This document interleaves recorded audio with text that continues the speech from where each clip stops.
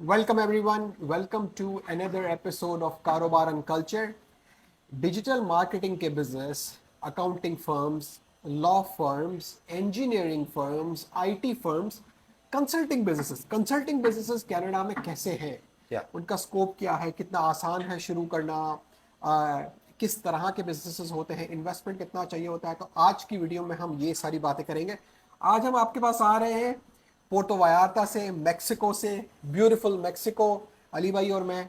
तो आइए स्टार्ट करते हैं। अली भाई, कंसल्टिंग बिजनेसेस। तो कंसल्टिंग बिजनेसेस आप सर्विस बेस्ड बिजनेसेस भी बोल सकते हैं। उससे मतलब कि हर कोई service based business consulting business नहीं होता। कंसल्टिंग का मतलब ये है कि आप अपने स्किल, आप अपने टाइम के अगेंस्ट बेच रहे हैं। Simple, right? कि आपकी कोई प्रोडक्ट नहीं है पर से उस बिजनेस के अंदर, आप अपना टाइम बेच रहे हो पैसे के अगेंस्ट, राइट? ओके। तो Canada actually in a way it's a service based economy, क्योंकि कनाडा भाई मैन्युफैक्चरिंग ज्यादा नहीं करता। ये मैन्युफैक्चरिंग तो देखो होती है चाइना के अंदर, यूएस के अंदर, बाकी कंट्रीज के अंदर जहां पे लेबर चीप है मैन्युफैक्चरिंग में। एक्चुअली जो कनाडा के अंदर मोस्टली बिजनेसेस है ना सैम भाई, like I think it's around 70% plus जो actually service based business economy है हमारी। हम सर्विस बेस्ड इकोनॉमी है, हम मैन्युफैक्चरिंग बेस्ड इकोनॉमी नहीं है। नहीं है, exactly exactly. Please accept our apologies for all this background noise about construction. ये यहाँ पे पीछे कंस्ट्रक्शन चल रहा है, उस वजह से बहुत नॉइज है। बट यस अली भाई, ये आपने सही कहा। सो कनाडा में कुछ सेक्टर्स, लाइक कनाडा में ना मैन्युफैक्चरिंग बहुत कम होती है, बट मोस्टली दूसरे सेक्टर्स अच्छे हैं कि जिनमें टूरिज्म है और सर्विस बेस्ड मतलब कि बिजनेस है। सर्विस बेस्ड बिजनेसेस बड़े अच्छे चलते हैं यहाँ पे। को मैं आपको सिंपल बताऊं सैम भाई, हमारी एक क्लाइंट है, लास्ट ईयर वो आए basically, right? Like actually not last year, land वो early this year. Last year हमने उनके साथ काम किया था। फोटोग्राफी का उन्होंने बिजनेस शुरू किया यहाँ पे, राइट? महीने में वो 2 शादियां करते हैं, मतलब कि 2 शादियों की फोटोग्राफी और वीडियोग्राफी प्रोवाइड करते हैं। That person is making more than 12 to 15,000 just covering 2 events, yes right? Yes. तो पोटेंशियल बहुत बड़ा है कंसल्टिंग के अराउंड। और मतलब कि बोलने का मकसद है कि अगर आपके पास स्किल है ना कनाडा के अंदर, उसकी वैल्यू बहुत अच्छी है अगर आप यस उसके अराउंड बिजनेस क्रिएट करते हैं तो बेसिकली। यस। और है ना, यहाँ पे मैं एक चीज का मेंशन करता हुआ चलूं कि कुछ कुछ इंडस्ट्रीज जो कि रेगुलेटेड है, उनमें आपको अपनी कंसल्टिंग फर्म खोलने के लिए यहाँ के इक्विवेलेंट लाइसेंस की या मतलब सर्टिफिकेशन की जरूरत होती है। कि जिस तरह लाइक अगर आप बैक होम लॉयर हैं और आपको यहाँ पे लॉ प्रैक्टिस करना है, तो आपको यहाँ की कुछ इक्विवेलेंसी आपको करनी पड़ेगी, 100%, राइट? yeah, अगर आप अकाउंटेंट हैं, वहाँ पे लाइक सीए हैं या एसीसीए हैं, तो आपको यहाँ के सीजीए या सीपीए वगैरह की कुछ इक्विवेलेंसी लेनी पड़ेगी अपनी यस फर्म को या लेने। कुछ कुछ चीजें रेगुलेटेड हैं, कुछ चीजें नॉन रेगुलेटेड है। मैं आपको एग्जांपल दे देता हूँ। मार्केटिंग एजेंसी आपको खोलनी है, आप बिजनेस लाइसेंस लें, काम शुरू कर दें। आपको right, IT IT IT IT services consulting firm. खोलनी है। जी। आपको लेट्स से कि लाइक अब बहुत सारी कंसल्टिंग सर्विसेज हैं। फोटोग्राफी के बिजनेसेस हो गए, फोटोग्राफी हो गया, क्लीनिंग कंपनीज हो गई। क्लिनिक अपनी हो गई, वेडिंग प्लानिंग हो गई, इवेंट प्लानिंग हो गई। ये बहुत सारे ऐसे बिजनेसेस हैं जिसके अंदर पर से कोई ऐसा नहीं है कि आपको कनाडा में आके सर्टिफिकेशन या लाइसेंसिंग की रिक्वायरमेंट्स है। पर on the other hand law firms, dentist, accountants, right? Even accountants भी, अगर आप बुक कीपिंग करते हैं तो आपको कोई मसला नहीं है, पर अगर आप लेट्स से कि ईयर एंड ऑडिट्स करते हैं तो आपको चार्टर्ड अकाउंटेंट होना जरूरी है basically, exactly right? Like exactly. या जी, बिल्कुल बिल्कुल। तो कंसल्टिंग कंपनीज या सर्विस बेस्ड बिजनेसेस कनाडा में स्टार्ट करने में इन्वेस्टमेंट बहुत ज़्यादा नहीं चाहिए होता है। चूंकि इन बिजनेसेस में आपको एक ना छोटा बड़ा ऑफिस चाहिए होता है, वो भी शुरू में तो आपको ऑफिस की भी ज़रूरत नहीं है, आप है ना घर से भी काम कर सकते हैं। एक और चीज, जी। बहुत सारी हमारी ऑडियंस जो कनाडा से बाहर बैठी हुई है, सैम भाई इनको ये भी बताएं कि भाई आप कनाडा से बाहर रह के भी कनाडा में कंपनी रजिस्टर कर सकते हैं और यहाँ जी। पे कारोबार कर सकते हैं। जरूरी नहीं है कि आप कनाडा में ही रह के इस चीज के काम करें। लेट्स से कि हमारे हमारे क्लाइंट्स हैं जिनकी मार्केटिंग एजेंसीज हैं, जिसकी आईटी कंसल्टिंग फर्म है, जिसको हमने कनाडा के अंदर बिजनेस खोल के दिया है, यस। वो यहाँ पे क्लाइंट सर्व करते हैं और फ्यूचर के अंदर वो उसको यूज करते हैं अपने इमिग्रेशन के लिए भी। एग्जैक्टली। और यहाँ पे एक शेमलेस प्लग। सो अली भाई और मैं, हम लोग सीनियर बिजनेस कंसल्टेंट्स हैं with more than 20 years of experience. और ये भी हमारी एक one of the core services है कि अगर आप कनाडा से बाहर हैं, आपको कनाडा के अंदर एक बिजनेस स्टैब्लिश करना है, राइट?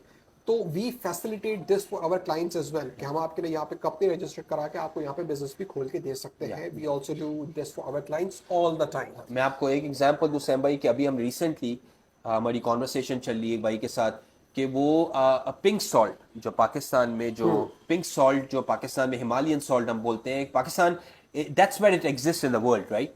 तो वहां से वो प्रोडक्ट एक्सपोर्ट करना चाह रहे हैं कनाडा, यूएस में, और अमेजोन पे काम करना चाह रहे हैं, ईबे पे काम करना चाह रहे हैं। हम उससे हेल्प करेंगे अभी basically to establish their business in North America, right?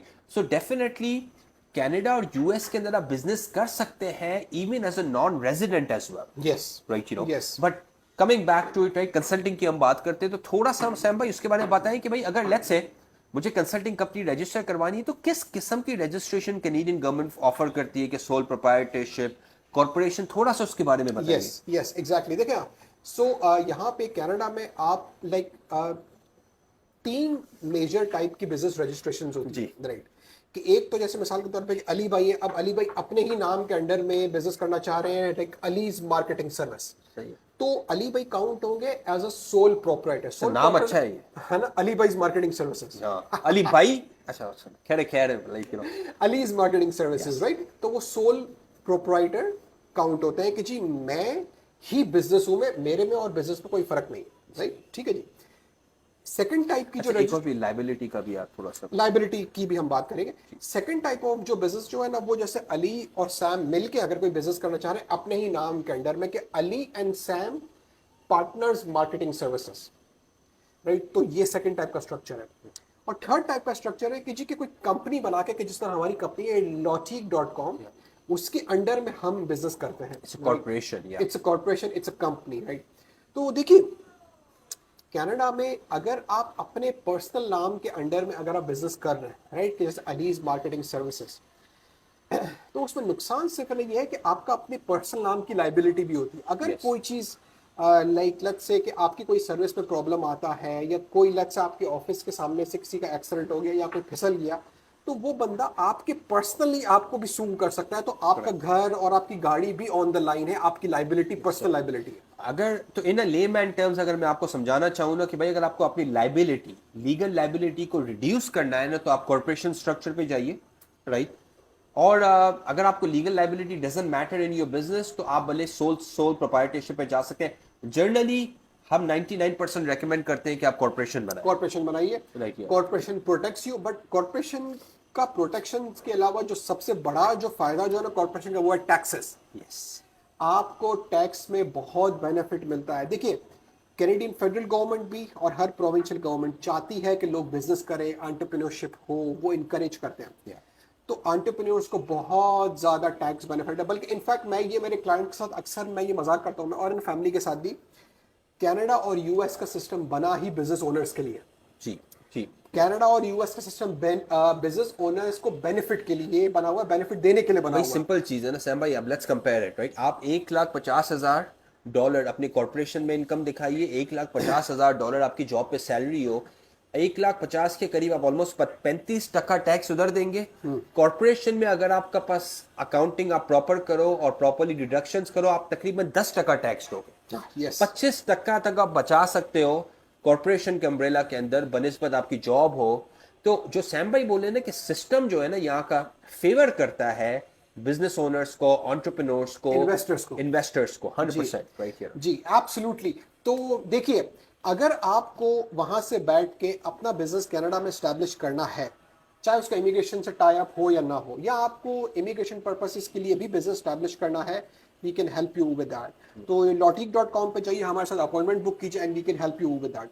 But coming back to the consulting businesses, Ali भाई, they are one of the easiest business to start. देखिए सबसे अच्छी बात क्या है कंसल्टिंग बिजनेस की सैम भाई, अब नए इमिग्रेंट आए ना, नए स्टूडेंट आए, पहले ही आके, मैं तो बोलूं पहले आके पहले ही महीने के अंदर आप अपनी कंपनी रजिस्टर कराओ, कोई भी स्किल आप सीख कर आओ। लेट्स से फोटोग्राफी हो गया, वेबसाइट डिजाइन हो गया, ग्राफिक डिजाइन हो गया, 50 ऐसे स्किल्स हैं, आईटी हो गया, बुक कीपिंग हो गया, बहुत सारे स्किल्स है सैम भाई। सेल फोन रिपेयर सर्विसेज, मेरा एक स्टूडेंट लाइक यू नो जानने वाला है, 3 स्क्रीन हर रोज चेंज करता है, $300 हर रोज बनाता है वो, जबरदस्त, राइट? तो बहुत सारे ऐसे स्किल्स हैं जो रेगुलेटेड नहीं है, जो आपको अच्छे खासे पैसे बना के दे सकते हैं। मैं एक और भी एंगल लेता हूं, कंसल्टिंग तो नहीं है पर सर्विस इंडस्ट्री इस तरह स्नो रिमूवल हो गया, लैंडस्केपिंग हो गया, राइट? इनमें भी आपको कोई लाइसेंसिंग की एसच कोई लैंडस्केप हो गया, इंटीरियर डेकोरेशन हो Interior गया, design हो इंटीरियर डिजाइन हो गया, Yes, yes. राइट, बहुत सारी चीज, इवेंट प्लानिंग, Yeah, राइट, मतलब कि जिसका हमने बात की, बहुत सारे बिजनेस तो है। ये नए स्टूडेंट्स के लिए और नए इमिग्रेंट्स के लिए बहुत अच्छी अपॉर्चुनिटीज है, क्योंकि होता क्या है, जब आप पाकिस्तान, इंडिया, मिडिल ईस्ट से यहाँ पे आ रहे होते हो ना, तो जरूरी नहीं है कि आपको इसी लेवल की जॉब मिल जाए। तो बहुत सारे लोग बेचारे बहुत परेशान होते हैं हमारे, तो हम उससे एडवाइस करते हैं कि यार साइड पे छोटा बिजनेस कर लो, राइट? बेहतर ये है कि आप $15 की जॉब के धक्के खा रहे हो, लाइक मुझे कोई जॉब दे दे, मुझे कोई जॉब दे दे, भाई थोड़ा सा बड़ा सोचें, थोड़ा सा आप लाइक स्ट्रेटेजिकली सोचें, राइट? और बिजनेस में आप अपनी फैमिली को, अपने बच्चों को भी तो इन्वॉल्व कर सकते हैं, ये भी तो एक बेनिफिट है। बस है भाई, मैं एक उसके अलावा भी आई एम टोटली अगेंस्ट जब आप अपना टाइम आप अपने पैसे के अगेंस्ट बेचते हो, राइट? कंसल्टिंग में भी मैं लोगों को समझाता हूं कि नॉट 1-to-1 करो, राइट, आवरली के बजाय आप जो हो ना पैकेज बेस्ड हाँ, एक कंसल्टिंग फ्रीलांसिंग के बजाय एजेंसी बनाओ, जी, सोलो आईटी कंसल्टेंट के बजाय कंपनी बनाओ, राइट? एग्जैक्टली। थोड़ा सा स्ट्रक्चर सोचो, थोड़ा सा बड़ा गेम सोचो, ये नहीं सोचो कि यार बस मैं किसी तरह सर्वाइवल मोड कर लूं, go aggressive, play on the front foot, right? बहुत सारे लोग, और मैं थोड़ा सा इसमें ऐड करूं कि हमारे लोग फियर, उनमें एलिमेंट ऑफ फियर होता है। देखिए कनाडा जो है ना, आपको गलती करने पे पिनलाइज नहीं करता, राइट? मतलब कि ऐसा नहीं है कि यार मैंने कुछ ऐसा, मतलब कि as long as you are not doing anything illegal, right? बोलने का क्या मकसद है कि जब आप कनाडा आते हो, लेट्स से कि आपने फोटोग्राफी का बिजनेस स्टार्ट किया, राइट? कोई आपको ये तो नहीं बोलना ना कि आप किस किस्म का एक स्टैंडर्ड, एक इसी किस्म का आप कैमरा लें, राइट? आप जिस तरह मुझे किसी ने बोला कि अली भाई मुझे ना शादियों की ऑर्डर्स किस तरह मिलेंगे, तो मैंने उससे बोला भाई एक काम कर कि बड़ा फेसबुक पे ग्रुप्स में डालो कि मैं 5 लोगों को या 3 लोगों को या 2 लोगों को फ्री इवेंट फोटोग्राफी दे रहा हूं। सही है, आपने 4 घंटे के 2 इवेंट कवर किए, आपका पोर्टफोलियो बन गया। पोर्टफोलियो बन जाएगा। आप वेबसाइट डिजाइनर ने आपने वेबसाइट नहीं बनाई है, 2 लोगों को मुफ्त में वेबसाइट बना के दे, यस, आपका पोर्टफोलियो बन गया, राइट? तो थोड़ा सा आपको क्रिएटिवली भी सोचना पड़ता है if you are trying to do business, if you are trying to be a consultant, right? Okay, तो एग्जैक्टली, तो कंसल्टिंग बिजनेस का ये भी फायदा है कि अगर आपको अपना पोर्टफोलियो बिल्ड करना है तो आप अपने टाइम के अगेंस्ट आप अपना पोर्टफोलियो बिल्ड कर सकते हैं शुरू में। Yes. But consulting business is one of the easiest businesses to start in Canada, because कि आपको लीज की बहुत ज्यादा जंजाल नहीं है, आपको इन्वेंट्री नहीं खरीदनी, राइट, लोकेशन की आपको लाइक ना टेंशन नहीं है, और एक और फायदा ये है कि जी वो आपको लोकेशन फ्रीडम भी तो देता है ना, कि आप अगर कंसल्टिंग बिजनेस में है तो आप है ना जूम पे कर सकते हैं कॉल के, जिस तरह देखिए हम आ रहे हैं, राइट, हम अभी है ना मैक्सिको में है, बट हमारी क्लाइंट्स मीटिंग्स वही चल रही हैं, हम जूम पे या गूगल मीट पे हम हमारी क्लाइंट्स के साथ, व्हाट्सएप हो गया, WhatsApp लेकिन हो आपका बिजनेस चल, कंसल्टेंट्स को, सर्विस बेस्ड बिजनेस को, बहुत सारे बिजनेस को फायदा ये होता है कि it's a location independent business. Example ये कि भाई आपकी मार्केटिंग एजेंसी बेस्ड है एडमिंटन में, आपके पास क्लाइंट्स है across north America, yes, right? बहुत सारे ऐसे बिजनेसेस है जिसमें लोकेशन इंडिपेंडेंसी, आप एडमिंटन में भी बेस्ड नहीं, आप मेक्सिको में बैठे हुए हैं, आपके क्लाइंट्स नॉर्थ अमेरिका में, यस, राइट? एग्जैक्टली। तो जी ये थी आज की एपिसोड। अगर आपको कनाडा में कोई कंसल्टिंग बिजनेस स्टैब्लिश करना है, या आपको कंसल्टिंग बिजनेस स्टैब्लिश करके और यहाँ पे C11 या दूसरे वीजा ऑप्शंस एक्सप्लोर करने हैं, तो logic.com पे जाइए, हमारे साथ अपॉइंटमेंट बुक कीजिए, and we will be happy to help you. Please let us know in the comments कि आपको मैक्सिको में और आप क्या चाहते हैं, क्या क्या देखना चाह रहे हैं, मैक्सिकन कल्चर के बारे में, फैमिलीज के बारे में, खाने के बारे में। अगर आपको कुछ स्पेसिफिक चीज़ देखनी है मैक्सिकन कल्चर के बारे में, हमें बताइए कमेंट्स में, और हम उस पर ज़रूर वीडियो बनाएंगे। Thank you, see you in the next episode. Thank you.